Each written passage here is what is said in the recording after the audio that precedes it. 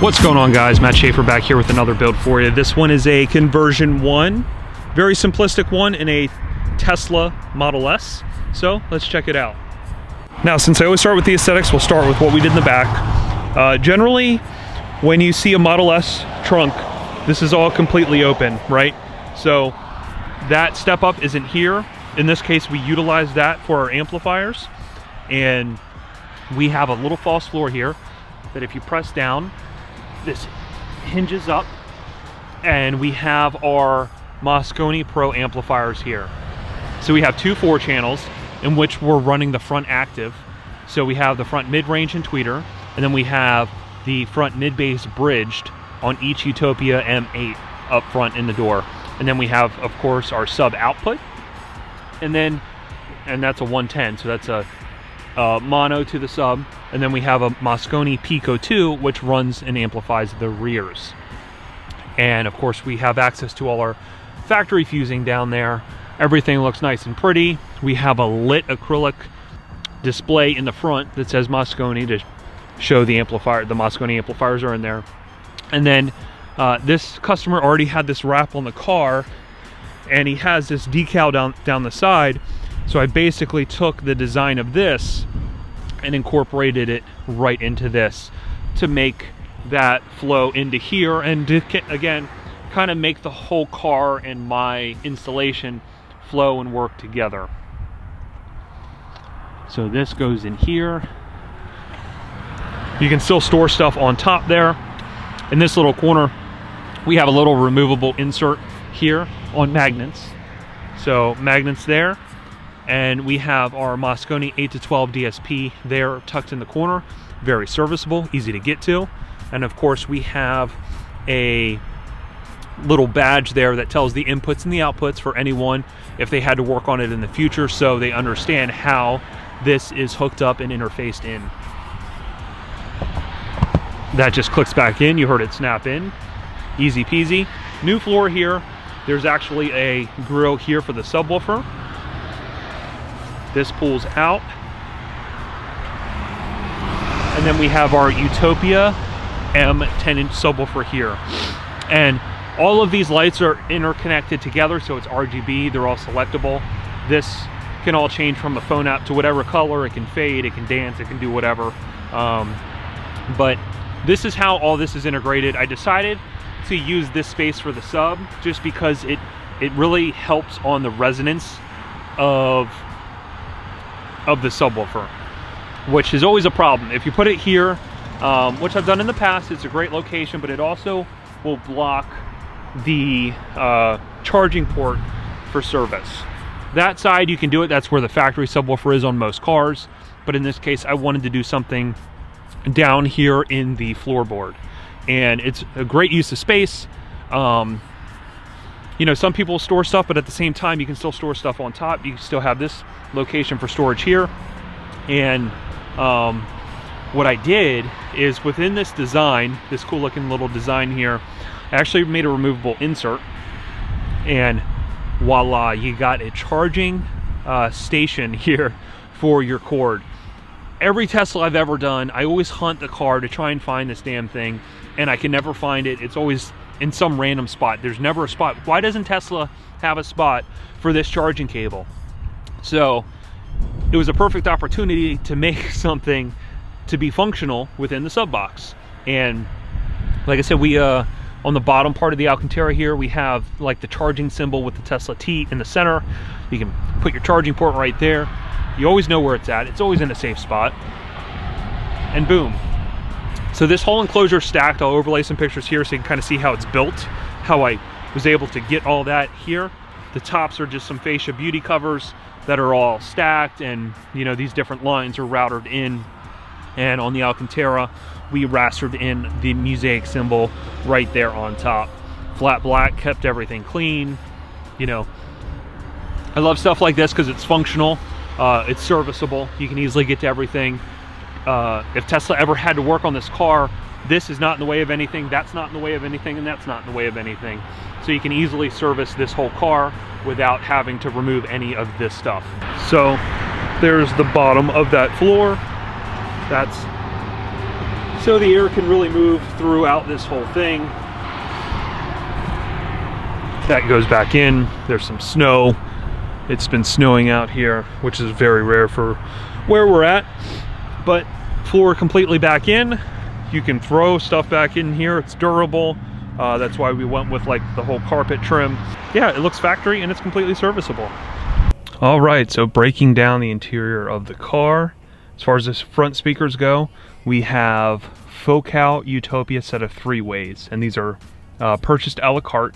And in the Tesla Model S, there's basically 2 systems. You have the UHFS, or the upgraded 3-way system, or you have the base system. The base system is going to consist of a 6-inch mid bass in the door, and the factory tweeter, which you can see the grill on your factory A-pillar right here, kind of where it meets the dash. There's an opening for a 3.5-4-inch mid-range, which is up there on the dash. You have the factory center, and then of course you have the other side of the set. So in this case, it had the 6 and the tweet. It did not have a 3-way, but we wanted to keep everything as simplistic as possible. We wanted to do a very OEM type of approach. So as you saw in the back, we kind of were pretty reserved in how we did the details. Everything's functional, serviceable, and that's kind of what we wanted to do up front as well. So in this particular build, we put the mid-range up there on the dashboard. We did the tweeter here, and of course the 8 here. When you do the mid-range on the dash, if anyone's ever taken this apart before, you literally have to pull the whole dash cover right here in order to do so. That really consists of popping these panels down here, pulling the glove box, taking the 2 10 mils out for the airbag. You have 2 T15 Torx up here on the side caps, and then that whole dash pad, this upper dash pad, will pop out with the airbag attached. And then you can pop that panel up front to access all of the speakers up front. Now, when we tap for signal in this car, we go directly to the speaker. We never take out the MCU. There's really no need. Obviously, you can tap all of the output signal from here, but at the end of the day, half of the speakers are amplified through the MCU, half the speakers are amplified through the amplifier, which is right up under here. So we never actually have to touch this or this. We keep everything in place, and what we do is we basically just take the speaker output right before each speaker, and we'll tap signal for input for the DSP and the output from post amp where these locations are. So it's really the easiest way to do it without really ruining the integrity of the car. Messing with this, that's its own liability all in itself. So I never touch really any of this. I do it kind of the easiest way as possible. Up top, you'll see what we did for the mid-range. I'll overlay some pictures here so you can kind of see how we adapted them up here. We take a foam surround and go around the speaker. We open the area of the grill just a little bit more to allow access for the bigger mid-range speaker, because the factory mid-range is a little bit smaller. And as far as the tweeters, we made these pillars here, and we did kind of a really cool modern design. I've done this type of design a few times. It always looks really good, and of course looks really good with the new Utopia M tweeter, given that they're black, whereas the Utopia B was silver.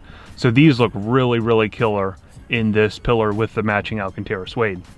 As far as the doors go, I'll overlay some pictures here, but we fully sound treated the door with Sound Shield acoustic treatment. It's basically a thick foam treatment. We do that on the inner and outer door skin, and we use black hole tile, which has a different purpose in its own.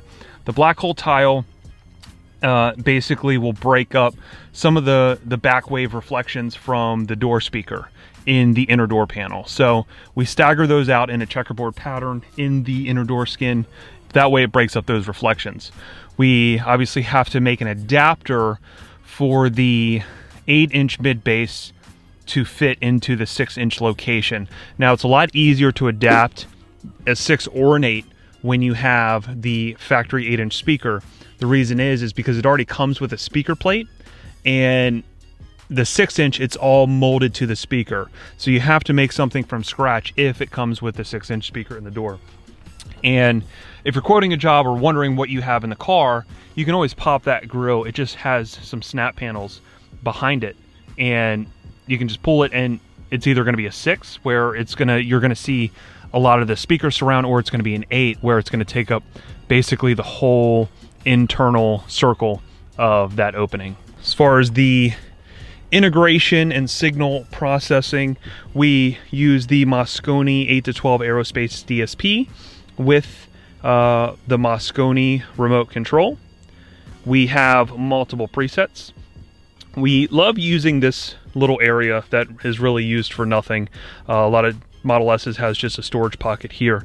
So we basically convert this and we draw all this out on the laser CNC and cut it all out of acrylic so we can design this. And generally I'll use smoked acrylic here so you can't see the display when it's off, and here.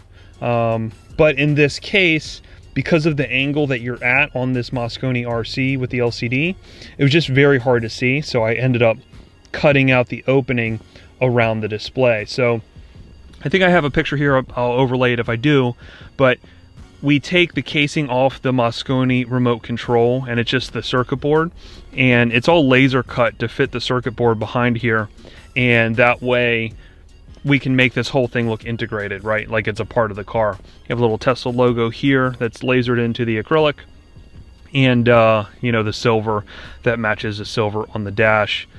So it all looks really, really good and, you know, factory, if you will. So here we have the Escort Max CI 360 display. We did install a radar laser system in here. The actual controller I built in a little pod here. This is a aftermarket tray that he has, so it's removable, and there is a connector right underneath here, so you can fully remove this from the vehicle if you need to access anything underneath. Now, talking about how this system integrates in with the Tesla, so you have 3 separate presets. Preset 1 is going to be the factory MCU. So anything that is the Tesla, how it worked originally from the factory, will work through preset 1, right? So you would just hit this subwoofer level preset, go to preset 1. Now we're on preset 1. Turn it up. So you would put the controller pretty much all the way up, and then make sure this would be at an adequate volume. So there you have the music, and basically you would just use the volume, factory volume controls and the factory MCU controls as normal, right? Nothing changes. It would be like you're using the factory system, but it's all signal corrected, retimelined to our new drivers, and re-EQ'd to our new drivers as well to make it sound absolutely, you know, well beyond what it sounded like from the factory. Now preset 2, go there, hit enter. Now we're on preset 2. Preset 2 is going to be what is called AMAS. It's basically a high-res Bluetooth chip that's going to allow you to connect any smartphone or any Bluetooth device to the DSP in the back, right? So it's not going to go through all of the factory DACs and the factory amplifiers, and you know, you're not working with a bad signal. You're working with a perfect digital signal going directly to the processor. So inherently, that really is the best way to connect. The only way you're ever going to use preset 1 is if you're going to use like the Tesla streaming app or Netflix or whatever's built into the MCU. If you plan on using your phone audio, you're going to go through preset 2 on AMAS, and the cool thing about that is you can still stay connected to the Tesla. So when you're on the phone app, the track will be up here that you're playing, and you can still hit track forward, track back from the MCU display, and your audio is going directly through preset 2. So it's not going through this, it's going directly through the digital processor, and it's going to look like you're still using the MCU, but you're not. So again, that's the best way to integrate your phone into the Tesla radio and getting the best audio out of it. Now, another cool thing about preset 2 is since we're not listening to the factory MCU, generally you wouldn't be able to take Bluetooth phone calls and all that kind of stuff on preset 2 because you're not using the factory MCU. So you're not using that signal if you were to get a phone call or if you're getting autopilot chimes or something like that. So the cool thing about that is we actually installed a switch that you can see right here. And what that switch does is I flip it up, and now I reconnect that factory center to the Tesla MCU. So if I do turn signals, you can still hear it from the center channel. If I was on Bluetooth right now, you would still hear that. Obviously, we just hit pause on the factory radio, because if not, we would continue to hear that audio through that center channel, right? But we just pause that, and now, because it's paused, we'll still get turn signals, we'll still get autopilot, we'll still get all sorts of the same commands that you get through the factory MCU, but now you're using the audio directly to the processor, making it sound way better, and you're still getting the benefit of the factory radio at the same time. So this is inherently the best way to have audio from a phone using the factory radio and still not losing any features that you would. So, going to preset number 3, just turn down the volume a little bit here, hit this once, hit it again, preset 3.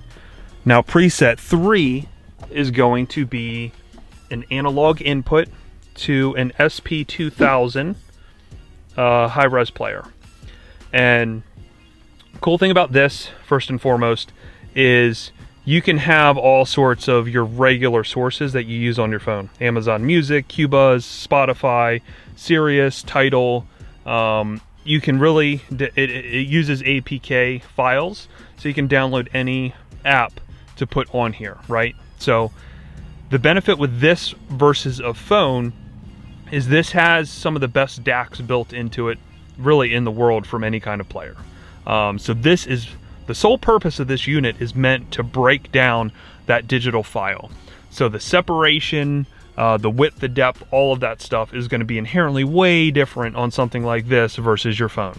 Anytime that we do a demo in the shop and we play, you know, preset 1, preset 2, preset 3, you can tell the steady progression of the sound stage, the width, the depth, all that stuff very easily. You don't have to be an audiophile. Everyone has ears. Everyone can understand if something inherently sounds more realistic than previous, you know? So it does not take a trained ear to enjoy something like this by any means. So you can also download audio through like hdtracks.com, 7 Digital. There's a bunch of sites that you can actually download some music in its native format, or what I like to just call the best digital representation of the track that's available. There's a big gray area between what is and what isn't high res. Obviously, there's been a lot of music re-released in just a bigger bit depth and sample rate than how it was recorded, which in a lot of cases it's not high res. It wasn't recorded in a high res format. Some songs have been remastered, some albums have been remastered, which is its own can of worms because it is a different file than what you're listening to in the past. It's a different representation of the audio. Some of the things in the songs can be tweaked, which is inherently going to make it sound different or better. Some of the noise has been stripped out. So, you know, in a nutshell, I just like to call the music that you can get on here in its native format the best digital representation of the track that's available. And the benefit you get with the player is it has the best DACs. That way it can break down the file and really enhance the width, the depth, the space of the vehicle, all of that stuff, to where it's very, very, very noticeable. And again, a lot of that is because you're using the DACs of the player, not necessarily because you're using a quote-unquote high-res track. So I've gotten into this a lot in different videos. We also have a podcast, the Old Fashioned Car Audio Podcast. We do an episode with Nick Wingate, and at the end of the podcast, we kind of go into the weeds of what is and what isn't high-res and the benefits of all that kind of stuff. So you can check that out right here. Here's a picture of what that episode looks like. You can find it on Spotify, iTunes, anywhere that you download podcasts. So check that out. And then we have preset 4, which if I went to preset 4, it's basically just all the signal completely shut off to the speakers. So it acts as a valet mode. So if you bring it into service, if you valet your car, you can put it on preset 4 and nobody can mess with your speakers. Everything's completely turned off. So unless you would know how to use the system and know what the different presets are. Preset 4 would turn the system completely off to where nobody can, you know, touch or abuse or play the system. So one thing I didn't talk about is the rear speakers. In this particular car, we kept the rear speakers factory. The rear speakers in most cases are pretty irrelevant, especially in a newer car. A lot of times we'll just high pass the speakers at around 200 to 300 hertz and time delay the speakers 8 to 9 milliseconds to just add a sense of space to the vehicle and make the rear speakers sound like a reflection of what you're hearing in front of you, therefore increasing the space of the vehicle. So, you know, the rear speakers, in my opinion, are important to give you more space or make the vehicle sound bigger than it is. Much like if you're at a concert, you don't have rear speakers, you have the front speakers that are reflecting off of whatever's behind you, and that's what you're hearing from behind you. So we're trying to duplicate that in the car atmosphere. So like always, guys, I appreciate the feedback. I appreciate you guys following. If you haven't checked out the new podcast, you need to check it out. We already have like 10 episodes. There's so much good content in there, and it's not even just for installers. It's really geared towards different clients or potential buyers or enthusiasts, so you can understand really what goes on behind the scenes. Also, a lot of car audio history in there. We talk to a lot of cool people. We get their opinions on what can make audio great and what's important, prioritizing different things. So definitely check that out. There's, again, so much good information in there. We just released it a couple months ago, but it's doing really well. So give that a look. Streaming everywhere on Spotify, iTunes, anywhere that you can download a podcast. And if you haven't followed our social media accounts, here are our 3 Instagram handles right here below. Here is my email followed by my phone number. You can use either of these points of contacts to get to me to talk about any kind of project that you may have. Now, if this is your first time landing on this page, make sure that you subscribe and turn on notifications. That way you get an alert every time a video drops. We've done a ton of different Teslas, so you could probably spend all day just going through Model X builds, Model S builds, Model 3 builds to see any of that stuff. We've done extreme, we've done factory, we've done the full spectrum of what you could do to any kind of Tesla out there. Another good resource to see the builds that we've done is our website, musaicdesign.com. There you can search by make, manufacturer, and see all the different builds we've done. So you could go on there, click on collection Tesla, and then go through all the Teslas that we've done to see all the different amounts of builds, and the build logs are attached to each different build, and the YouTube video is associated with each individual build as well. So it's a one-stop place that you can see all the different work that we've done and all the behind-the-scenes pictures of each job that we've done, like this one. And like I mentioned a little earlier, check out the podcast. It's awesome. Old Fashioned Car Audio Pod, streaming everywhere now on Spotify, iTunes, or anywhere that you can download a podcast. And like always, guys, you're keeping me busy with these jobs. Most of these jobs are coming from social media, YouTube, whatever it is. So thank you. Keep the cars rolling. And until next time, I'll check you later.